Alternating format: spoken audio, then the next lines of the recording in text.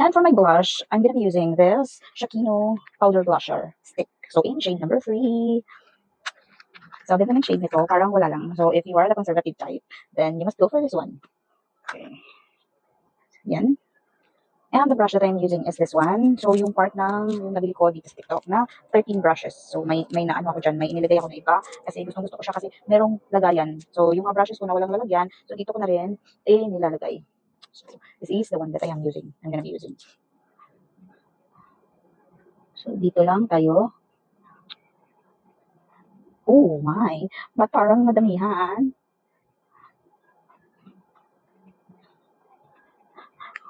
Oh, nadamihan pala. Hindi pala nagkulay. At dito ko inilalagay.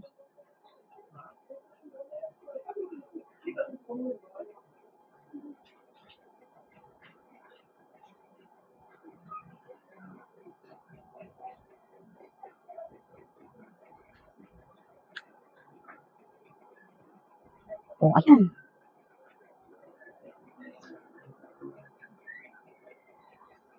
So, yan siya. So, once again, this is the Shakino. Once again, this is the Shakino Powder Blusher Stick. So, kung nagustuhan nyo, may iba pang shades dyan. Kung nagustuhan nyo, check lang sa link. Thank you so much for watching.